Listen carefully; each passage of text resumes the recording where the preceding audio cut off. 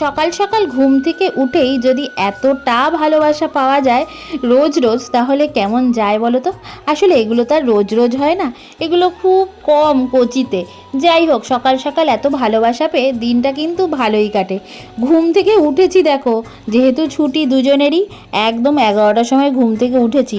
উঠে দাঁত মাজা শুরু করে দিয়েছি। হ্যাঁ, তোমরা এখন অনেকেই বলতে পারো দিদি এত দেরি করে ঘুম থেকে উঠেছো, কখন ঘরের কাজবাজ করবে।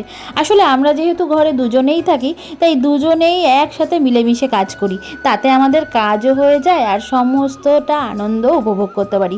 যদিও এখন চলছে ভালোবাসার সপ্তাহ, ভালোবাসার সপ্তাহে দুজনে না সেইভাবে সময় কাটাতেই পারিনি।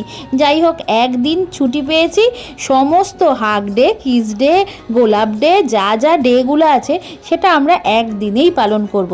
দেখো, আমি না ওইসব কিছু মানি না, ভালোবাসা থাকলে কিন্তু প্রত্যেক দিনই ভ্যালেন্টাইন্স ডে।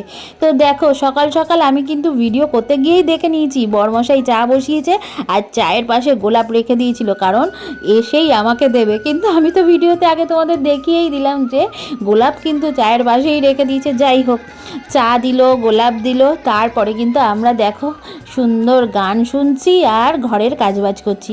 প্রথমেই আমি চলে এসেছি টেবিলটা পরিষ্কার করতে, কারণ টেবিলটা পরিষ্কার না থাকলে আমার যেন মাথাটা খারাপ হয়ে যায়। টেবিল আর বিছানা এই দুটো আমার পরিষ্কার পরিচ্ছন্ন চাই। যেখানে বসে খাবো আর যেখানে শোবো সেই দুটো জায়গা যদি পরিষ্কার না থাকে তাহলে কেমন লাগে বলো তো।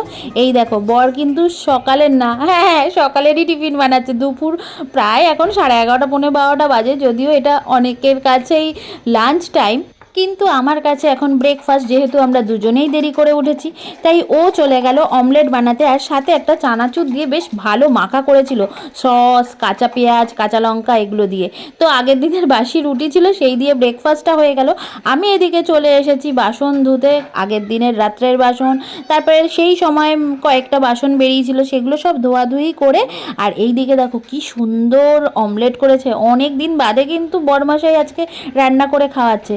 আসলে ও তো সেরকম সময় পায় না, আর আমারও সেরকম সুযোগ হয় না। যাই হোক, আমাদের কিন্তু এই যে ব্রেকফাস্টে দেখো কি চলে এসেছে, একটা জিলেপি, সস, রুটি, তার সাথে কিন্তু অমলেট। চলো এটা খাওয়া দাওয়া করে নিই।